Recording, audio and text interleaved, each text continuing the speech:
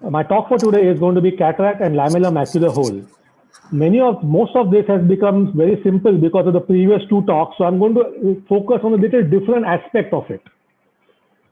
When you see a patient, you should have a high index of suspicion, and at any time, if there's a mismatch between the cataract and the visual acuity, then you should suspect a macular or optic nerve pathology.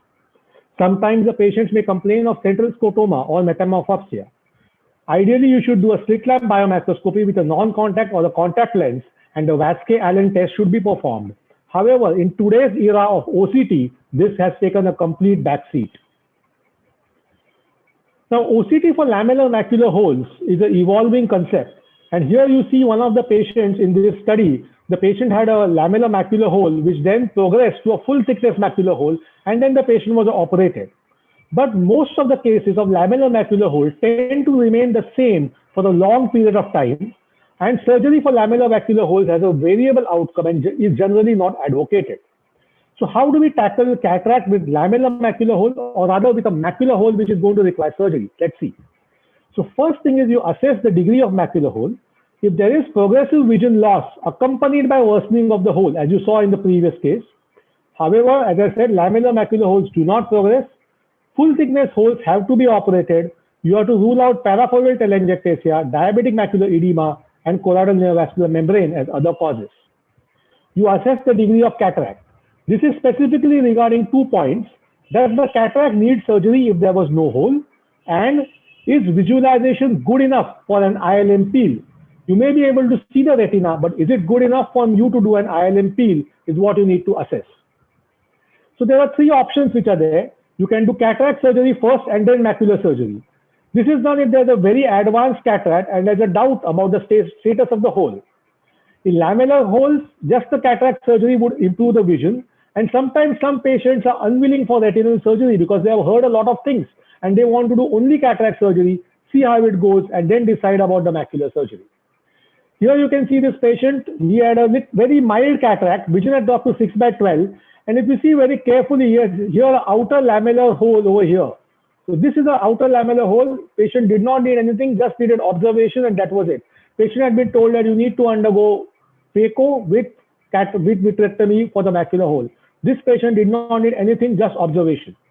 Here you have a second patient. Again, patient had been told you need to undergo phaco with the retinal surgery. We did not do retinal surgery. This was 2017. And today's picture in 2020 over here also shows that the ERM and the lamellar macular hole is at the same status and the vision is maintained at 6, 9, and 6. So not all of these patients do require surgery just because there's a lamellar macular hole. What about single sitting cataract and macular surgery? It is essential if the ILM peel cannot be done. It reduces surgical time. It gives a faster visual rehabilitation. However, wound chances increase with prone positioning. You have monetary issues over here because the patient has to spend for 2 surgeries.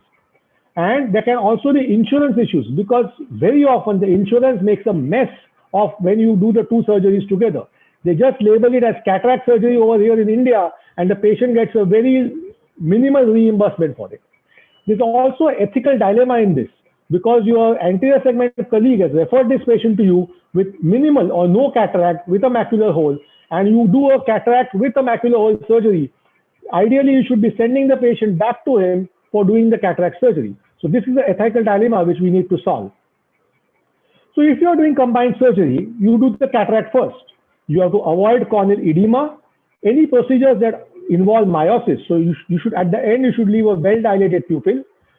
Any air bubbles in the viscoelastic. Hence, you should never use methylcellulose in these patients. Always use only sodium hyaluronate. Multifocal IOLs are a strict no-no, and you should ensure good watertight closure of the wounds. In combined surgery, in the post-op period, one has to be careful for wound leaks because of the prone positioning. There's always more inflammation. Sometimes there's a small streak of blood on the corneal endothelium. The IOL may get displaced because the air bubble may press it, and dilatation may not be possible in the initial phase because you don't want the IOL to get displaced. However, multiple studies do not show any increase in hole closure or complications with either of the two. You can do it either combined or vitrectomy first and cataract later. Now you go to the other aspect, macular surgery first and cataract later. This is only if ILM peel is possible, patient is not willing for cataract surgery, and head-down positioning is safer in these patients with less chance of wound leak. Also, there's a better accuracy of biometry, monetary or insurance issues we already discussed. In a secondary surgery, there could be zonular compromise, there could be macular edema which can open up the hole, and a posterior capsular plaque. So sequential cataract surgery is always more difficult, and it is in a vitrectomized eye. In these patients, the nuclear cataract is often seen with a dense brown nucleus. There can be zonular compromise, anterior chamber fluctuations, lack of vitreous support, and higher chances of fluid misdirection. You always have a posterior plaque, which you either need to cut the opacity with the cutter at the same time or do a post-operative YAG, but always inform the patient that this will delay visual rehabilitation. So here you can see this patient. He had a lamellar macular hole which progressed to a full thickness, and in the other eye we have a lamellar macular hole which we are just observing. Again, another patient over here, lamellar macular hole which needed surgery at this point, operated, and patient did well. So to conclude, macular pathology needs immediate attention. Cataract first if the hole does not need immediate surgery. Combined if cataract allows an ILM peel. Cataract at a later date in younger patients. However, it is surgical discretion for combined or cataract later in most patients.